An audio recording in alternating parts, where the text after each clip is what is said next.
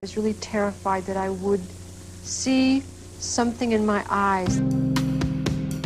I really tried going around to a lot of the major studios and asking and trying to come up with ideas and things like that, and no one was too interested. Come on, you're with Cher, you're famous. I know, but for films, it didn't make that much difference.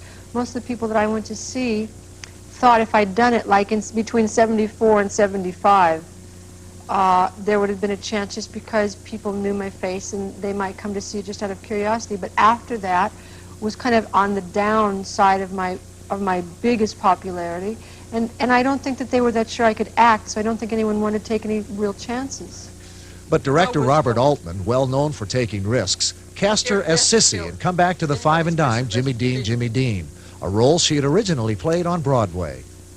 Bob had so much guts to hire me because for me there was nothing left. I was really dying in my artistic career.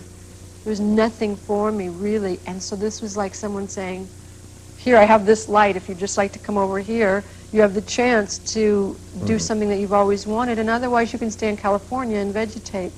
When you saw yourself on screen, were you happy with your performance? Well, I never saw the dailies. Dailies are each day's shooting. I wouldn't watch them because I was really terrified that I would see something in my eyes that I had seen once on a Cher show. And it was because I didn't really want to be doing the show anymore, and I flipped it on one night, and I was watching myself on the tube, and I looked in my eyes, and I saw all this kind of like lying that I was doing, you know, this real, like, I didn't want to be there, I didn't want to be doing this job, and I saw it in my face, and so I was really terrified, and I didn't want to watch the dailies because I thought, God, I really like doing this part so much that if I'm not real, if I see it in my face, I wouldn't be able to do it, so I just didn't watch it. But the critics watched the movie, and Cher received rave reviews, followed by a Golden Globe nomination for Best Supporting Actress. Director Mike Nichols also saw the film and offered Cher a role in his new movie, Silkwood. And he said, would you be in the movie without reading the script if I tell you that Meryl Streep's in it? And I said, yes. It took you that long? Yeah, I mean, I would have done it for nothing, you know, to work with him and work with Meryl.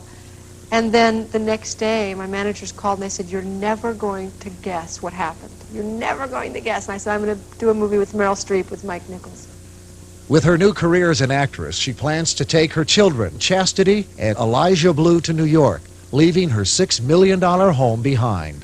The house is up for sale. As quickly as it's sold, I will go to New York because I really believe this so firmly now more than ever. People have dreams when they're young, and somehow something gets in the way of their dreams, and then all of a sudden their dreams are over and their life is over and they never did what they wanted to do. And I had a chance to just make another decision.